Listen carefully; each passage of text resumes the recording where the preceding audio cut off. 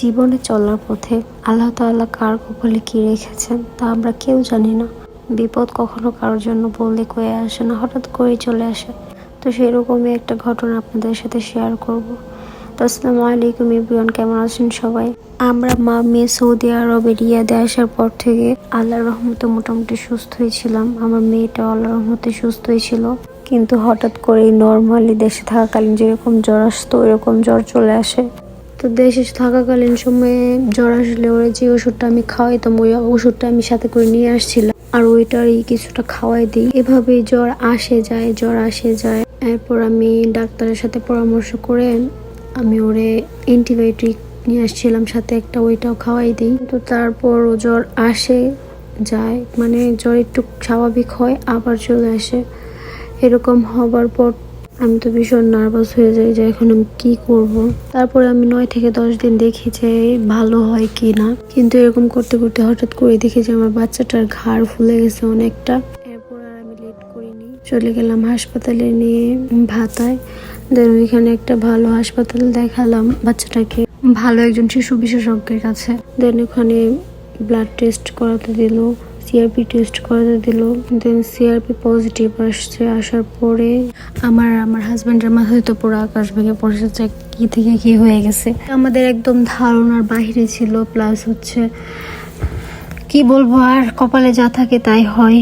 তারপর হচ্ছে আমার মেয়ের ঘাড়ে ইনফেকশন হয়ে গেছে। ইনফেকশনের জন্য প্রায় 7টা ডোজ দেওয়া লাগছে ইনজেকশনের, 7 দিন করে। আপনারা যারা কিনা সৌদি আরবে থাকেন তারা জানবেন যে সৌদি আরবের মেডিকেল টেস্টের যে বিষয়টা সেটা কতটুকু হাই। তো যাই হোক, বাংলাদেশের পরিমাণে অনেক বেশি হাই। মনটা বলতে চাচ্ছি না, যেহেতু আমার মেয়ে অসুস্থ, সেখানে আমার টাকা যাক কোনো সমস্যা নেই, শুধুমাত্র আমার মেয়ে ভালো হোক, সুস্থ হোক, এটাই সবচেয়ে বেশি গুরুত্বপূর্ণ আমার কাছে।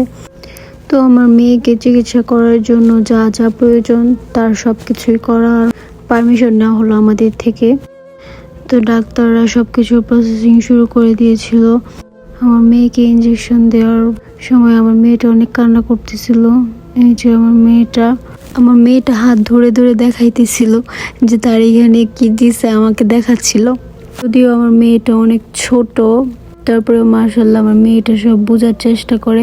তাকে যখন ইনজেকশন দেওয়া হইতেছিল, প্রায় 7 দিন দেওয়া হয়েছে, তো সে যখনই নার্সদেরকে দেখতো তখনই একদম কান্নাকাটি শুরু করে দিত। দেখার আগ পর্যন্ত ভালো থাকতো, দেন ওদেরকে দেখার পরপরই কান্নাকাটি শুরু করে দিত। তো যাই হোক, আমার মেয়েকে ইনজেকশন দেওয়ার পরে হাসপাতাল থেকে বের হয়ে গেছি আমরা। বের হয়ে বাসায় রওনা দিলাম। বাসায় রওনা দেওয়ার পথে যে আমার মেয়েটা খেলা করতেছিল বাসে বসে। আমরা বাস দিয়ে বেশি যাতায়াত করেছি। সৌদি আরবে সব থেকে বেশি যাতায়াত ভালো লাগে হচ্ছে বাসে, কারণ বাসে মানে বোঝাই যায় না যে এটা বাস। তো ভালো সার্ভিস, সবকিছু অনেক ভালো। তো আমরা প্রায় রাত 11টায় বাসায় পৌঁছেছিলাম। তো মেইনলি আমরা বাসায় চলে আসছি। মেন কথা হচ্ছে যে বাচ্চার মায়েরা কিন্তু একদমই মানে কোনো কিছুতে খামখেয়ালিপনা করবেন না। বাচ্চাদেরকে যত তাড়াতাড়ি সম্ভব ডাক্তারের কাছে নিয়ে যাবেন, আর আমার মতো নিজে নিজে কোনো পণ্ডিতি করতে যাবেন না, ভুলেও না। আর এমনিতেও আমরা মায়েরা অনেক বেশি যত্ন করি বাচ্চার, তারপরেও প্রবলেম হয়।